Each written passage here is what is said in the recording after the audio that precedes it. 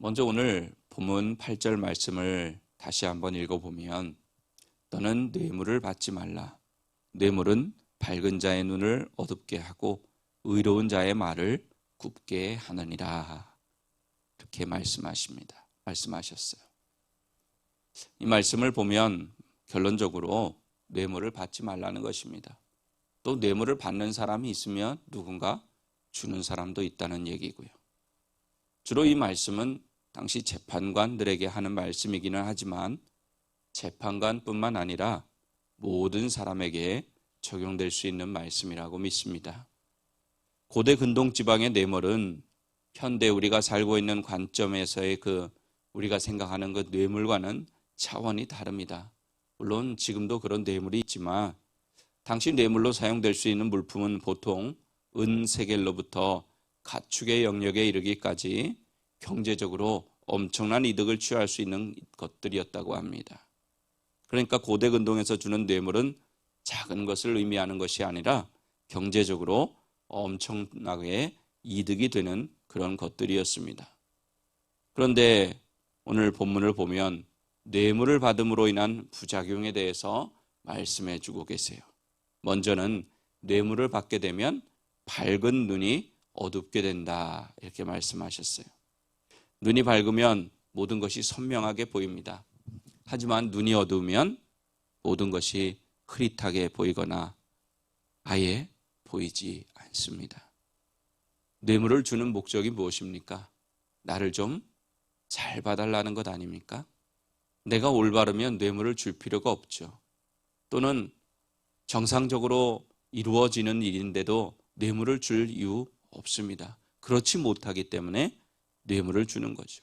뇌물을 준다는 의미에는 이미 뭔가가 정상적이나 합법적이거나 또는 올바른 일이 아니라고 하는 것이 그 속에 깔려 있다는 것입니다. 이런 의도에서 뇌물을 주거나 받으면 올바른 판결을 내릴 수 없겠죠. 뇌물이 이미 재판관의 눈을 막아서 어둡게 해버렸기 때문입니다. 한국의 직업 중에서 뇌물을 제일 많이 받는 직업이 어떤 직업이라고 생각하십니까? 구체적인 데이터가 없어서 정확하게 말씀드릴 수는 없지만 뇌물을 많이 받는 직업 중 하나는 정치인들일 것입니다. 뉴스에 등장하는 뇌물수수 사건들 보면 거의 정치인들이 받는 것을 볼 수가 있어요. 또 이 정치인들의 누가 뇌물을 줍니까? 정치인들에게 바로 기업하는 사람들이죠. 정치인들은 그 뇌물을 받고 눈이 어두워져서 바르게 보지 못하고 불법적으로 또는 탈법적으로 또는 법 위에서 뇌물을 준 사람들을 봐줍니다. 그러다가 뇌물 받은 것이 밝혀지면 감옥에 갈 뿐 아니라 정치 생명이 끝나는 경우도 있고 또 기업이 문을 닫는 경우도 있죠. 물고기의 IQ라는 글이 있는데 한번 읽어드리겠습니다. 물고기의 IQ는 0.3이라고 한다.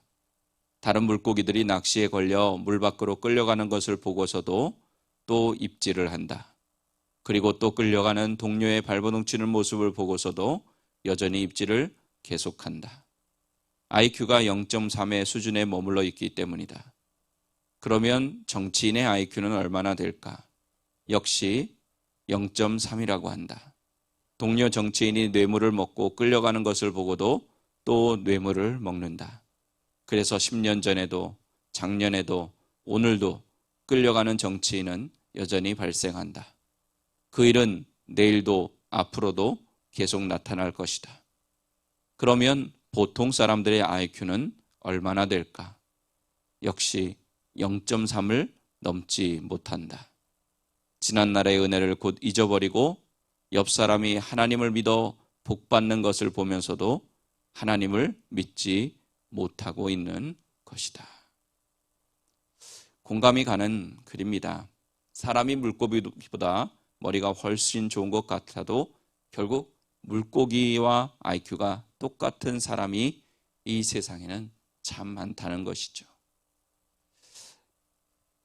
이렇게 뇌물은 밝은 눈을 흐리게 하고 어둡게 하기도 하지만 두 번째로 뇌물은 의로운 자의 말을 굽게 한다 이렇게 말씀합니다. 무슨 뜻입니까?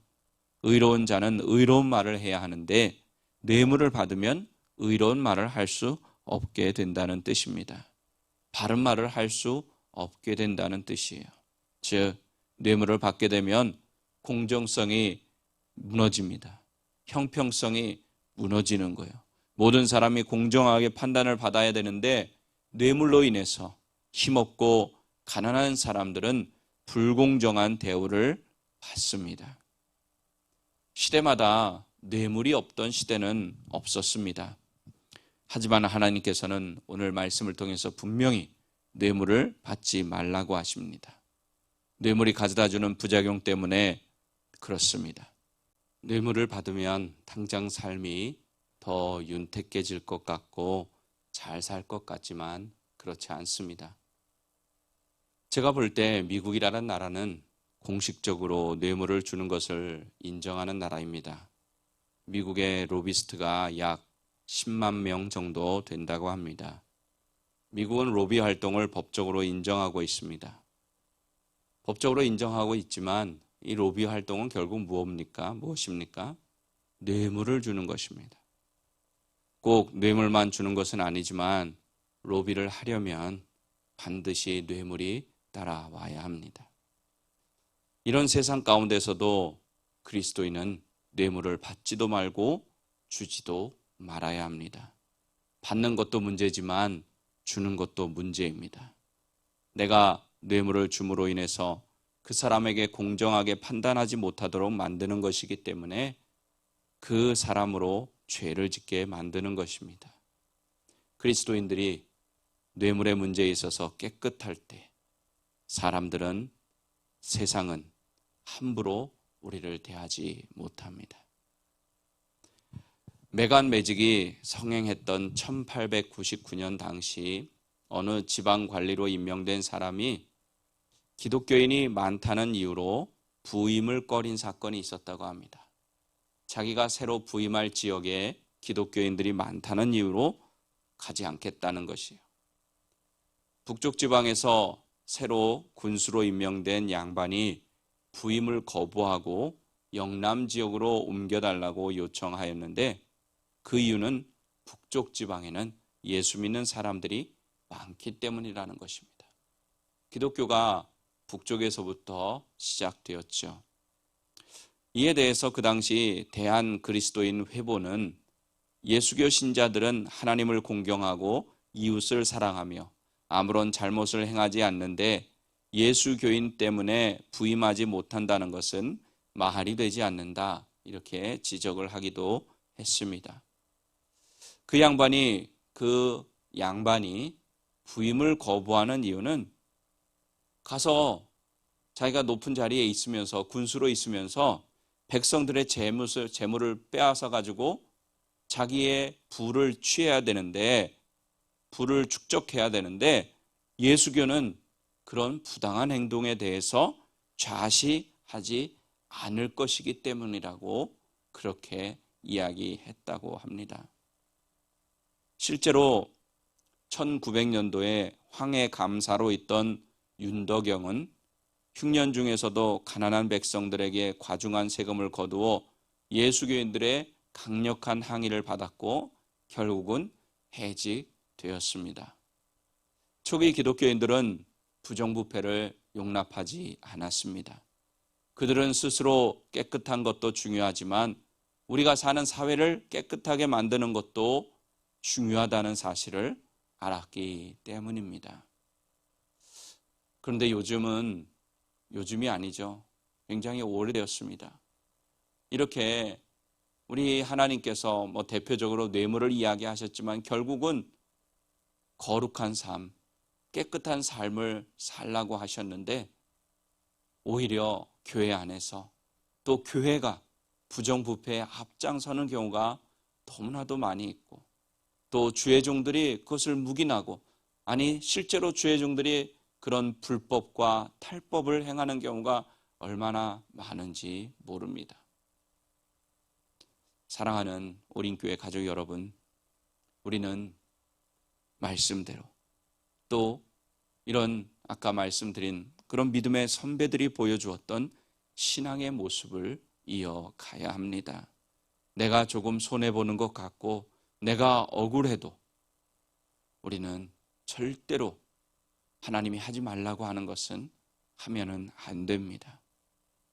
그렇게 사는 것이 올바른 삶이기 때문입니다. 하나님이 기뻐하시는 삶이기 때문입니다. 하나님께서는 분명히 뇌물을 받지 말라고 하셨습니다. 주지도 받지도 말고 내가 먼저 깨끗한 사람이 되고 또한 우리가 속한 공동체를 깨끗하게 만들어야 합니다. 그래서 모든 사람들이 공평하게 재판을 받고 또 대우를 받는 그런 세상을 교회가, 그리스도인들이 앞장서서 만들어 가야 합니다. 여러분과 제가 이런 삶을 살아감으로 세상 사람들에게 본이 되어 세상에도 하나님의 공정이, 하나님의 공평이, 공의가 흐르게 할 수 있는 우리 모두가 되기를 예수님의 이름으로 간절히 축원합니다.